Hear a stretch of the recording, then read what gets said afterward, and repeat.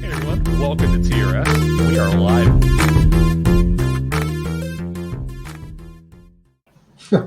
While we're doing that, just remind people if you want, jump in chat, please. While I mention that, I want to give a shout out to Leslie, who stopped in, and wish you guys to have a good interview. Want to say hi to her. That's Hey, awesome. Leslie. Leslie is a good one. I've known her since, I don't know, for over 20 years, and she's an excellent publicist and a very genuine person who really takes She care is. of clients and finds us opportunities. So, big fan of Leslie. We got to interview her whenever she first when we first interacted. I was looking to interview somebody, and she said, "Well, they're not available." I'm like, "Okay, that's cool, not a problem." But I want to interview you because your job and what you do is fascinating to me, and how you build and maintain relationships. And I had a really fantastic interview, and I loved meeting and talking with her. She's been great to us ever since. So yeah, She's was great then, great now. She's spectacular. yeah. So Josh, you have a game. Let you intro Yeah, it. we can give this a shot. Like It's to not mix a it up. game so much Oh, yeah. as Ben. We've mentioned a whole lot here that your IMDb list is extensive and impressive. So we've got just a few slides here of things you've done, and just looking to see if you give us your first thought, just overall feeling on each one as it goes by. We'll just we'll zip through them here. We'll throw this up. Yeah, okay. Highlander, I remember doing that, and I played some sort of demon, and it was set in like the 50s. I was a beatnik poet, and who ends up getting, the shit kicked out of him by the Highlander, beheaded or whatever he does. But it's funny because that was so many years ago, and I remember my lines, which is I did this poem in this nightclub, and it said, "Cats, kittens, fellow hipsters, I give you the hardest working man in show business. I give you death. Why do most murders happen at 4 a.m.? Same reason fires happen then, because the nighttime is the right time, the time death digs the most." And that was so many years ago, but I remember it because when you're young, it stays, right? Yes. The lines stay. And then now, I kind of do a play and I film my head and then I just dump the hard drive, right? And also because, Those ones are stuck. young, they're stuck. That's not going anywhere. That was 90. That's where physics could live. Calculus could be in that spot. Not for me. Not for me. Not for me. No, it won't stay. It's also the confluence of a lot of cool stuff. Like you're a beatnik poet and you're beheaded by the Highlander. It's you're going to remember stuff about demon. that. And the director, I remember the director on that show was this French guy. I don't remember his name, but he was an exceptionally sort of passionate director for TV, and that made it fun too. He was directing it like it was Apocalypse Now or something. Awesome. Nice. What do we got next? Let's see. Should be going here. Hopefully. I love that the name film. of this. Yeah, that's kind of a licorice title. People either love it or hate it. I love it. I think they ended up. That was a dog named Zacharia, and the dog occasionally farted in the movie. So that's where the title came from. That was interesting because that was an independent film back before digital films were being made. So to get together a true independent film was a big deal, and not a lot of people were doing it yet because you had to shoot on film, which cost a fortune just to get the film and to process and first to light it and to get enough light to shoot with real film. Very different than it is now, where it's still really hard to make a good movie, but it's easy to make a movie. It'll always be hard to make a good one, though. But back then, it was hard to make any kind of movie.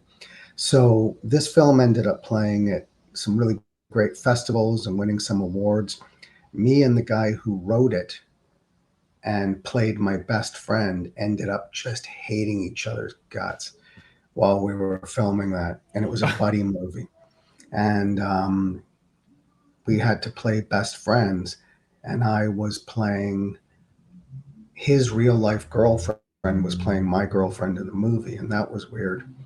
And it was a pretty tense shoot. I would tell you, it was pretty tense, but the good stuff showed up on screen. And I'm not going to name names, but that guy went on and had a really good career in television as an actor. and we both, landed on our feet. But he's still one of very few people that, sometimes it's just oil and vinegar, right? I haven't had oil and water, I guess is what it is. I haven't had a lot of those, but that was a tough One's one. a douche. Oil and vinegar is a douche, and oil and water just doesn't get along. But either way, the analogy works, I think. I do. There's a confluence of themes happening there. Yeah. Sometimes people just don't get along, and I think it's okay. Just acknowledge it and don't try. You don't have to hate each other. You just don't get along. Yeah, when you're out shooting in the desert and you have no money and nowhere to go take a pee and nowhere to hide, things get really, really intense on a film shoot, right? So everything just gets exacerbated. But live and learn, God bless, right? Sure. Yeah. Twilight Zone, no recollection. Was I on the Twilight Zone? I know I was on the Dead. I was on the Dead Zone a couple of times. I was on the Outer Limits. Yeah. Sometimes IMDb gets things wrong, so somebody might have thought you were in there. And maybe I was on the Twilight Zone, or maybe the African preacher was on the Twilight Zone. The guy who the other Ben. That is possible. Yeah. But I certainly was on lots of Twilight Zone-y type shows. Sure. Agent Cody Banks. Yeah, I was there. I was playing some secret agent or something. And I remember what's the kid's name? Or the Frankie Muniz. Frankie Muniz. Yeah. Who seemed like he was just a very young guy then, and he seemed like a very nice guy and very focused. And I remember between takes, he was very excited for us to wrap so he could get out to the parking lot and see his brand new, whatever it was, a Lamborghini or something, it was like a very major, very expensive vehicle, sports, like it looked like a racing car. And I just remember seeing this young kid just so excited, and that's what all his hard work and earned him. I think he became a race car driver. Yeah. So I remember seeing that moment, that passion of this guy, like laying his eyes on that car for the first time. It was a fun thing to witness. That's amazing. Like, just to watch a car guy like falling over this first car sort of thing. Like, I know I like him, but this is it. Like he earned it. He put his time in. He earned that money. He definitely earned it. His TV show. Again, I know he didn't write it. He was playing a character, but like he was the reason that show like continued. He was that good in his role, that charming, and I watched it for him. Yeah. And then Hal later on, who went on to be everything. So Stargate. I think I've been on 2. Was I on 2 different Stargates? I played some kind of producer, interviewer, reporter. Oh, the producer. That was their 100th episode. And that was the funniest episode they've ever done as well. That was fun. It was directed by Peter Deluise, who comes from a legacy. His dad was Dom DeLuise, who was like such an incredible performer. Everything from an actor to a Vegas performer. So Peter grew up in the guts of show business.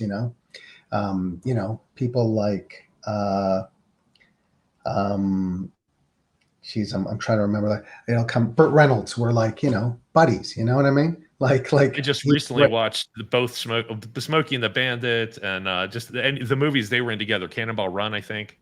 I just recently went through the whole Burt and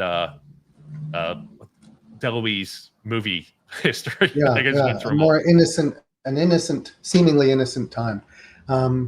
But yeah, Peter is so funny. I remember on that 100th episode that when I met Peter, I'd met him in the audition. Every time I've auditioned for Peter, he's cast me. So I like that. There's something we have a good connection. But I remember meeting him and him saying, there's something hurt my finger. Shit. I'm going, you okay? And he's going, no, I just got this.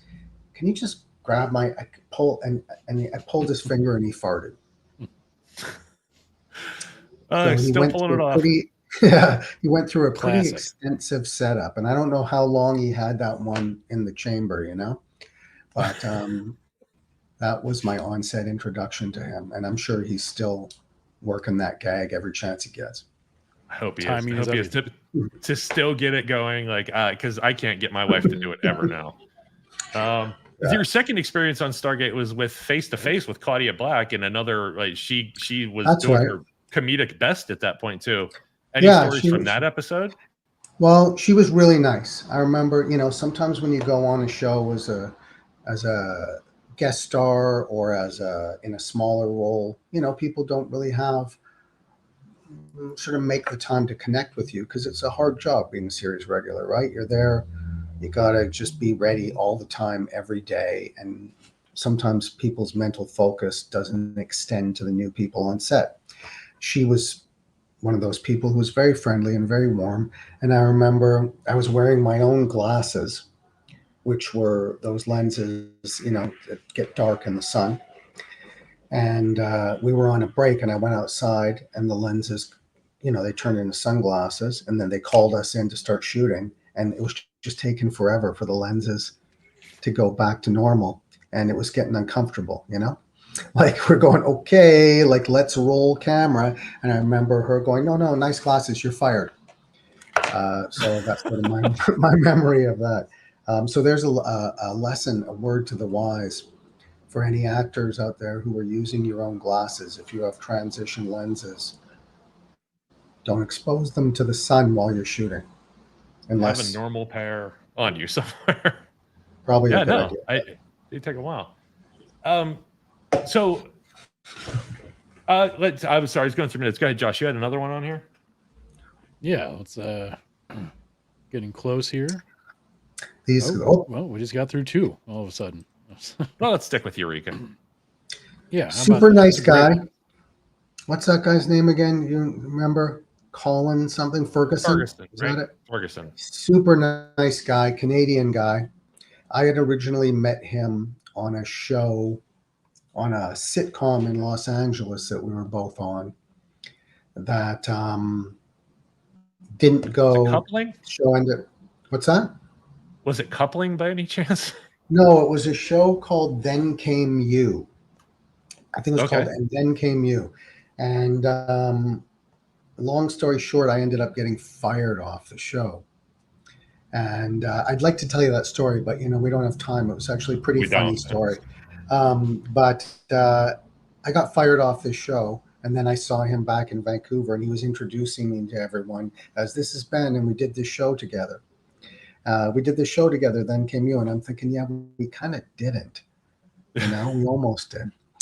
You see that as you're showing me these things, it seems like all my memories are the ones I'm sharing with you are sort of hopefully kind of funny and self-deprecating, because I can't really pretend that looking back they were more than that. You know what I mean? Like they were you just go through these shows, right? And like, what do I take? Sure, I learned things, but I'm remembering the funny, goofy stuff. That's awesome. I like that. Honestly, just like, even if there was trauma, what you remember of your past is usually the good memories first. And that's what you carry with you. That's what keeps you going forward. I think a lot of the time is I remember the good things more than the bad things. And there's always bad things. Like every day has something bad. But if you think back to yesterday, you might not remember anything bad unless you concentrate on it. So for sure. I think this is how you get to know people. Bad. For sure. Yeah. So, hey, real quick, I don't want to dump out of the game. We are running short on time, but I just wanted to ask a question. And it's related to Stargate. Your wife was a cast member on Stargate Universe. So when you guys go out, that's technically like a mini convention. You could charge people to hang out with you, right? She goes to conventions sometimes. She's been on a number of sci-fi shows. We were also on a show called Travelers. That was she had a great part on Travelers, and I was on that show a bit too. An Eric McCormick show that was a Netflix show. So Jen goes. Her name's Jennifer Spence, and she goes on, and she's actually on the other side of this wall in class right now, having some fun, keeping her skills up with another teacher, Jill Morrison, who teaches at my studio. But yeah, Jen has been doing very well in her career. She's on a new show now called The Trades. That's on a network called Crave TV. I don't know if they get it in the States. It's a Canadian network. Yeah, she's. We've managed to make it work. We've been married 12 years, and You know, we've worked together. I've directed her in a couple of things, and we've acted together in a couple of things, and we've been lucky in that, you know, I've been very happy to, you know, happy wife, happy life, so they say. And, you know, actors need to be working, and she's been lucky and she's been working, and she tries hard. She puts in the work. Jen is like really an authentic actor who really grinds it out and doesn't take anything for granted. You know, she's always working at her craft. Yeah, I was a big Stargate Universe fan, and I recognized her then as a great actor. And you know, when I found out you two were married, I was like, oh, that's amazing. Just, you know, like that. Just getting started then. Yeah, she was just it. like, you know, she was just a pup getting started in the business. Stargate was kind of her big break. It's a shame we didn't get to see that character story arc, because they blinded her at the end of the series, essentially, and we never got to see how that's going to play out. And it would have been, I don't know, huge for the show and her, I'm sure. But hey everyone, welcome to the Relationship Smith Show. We are live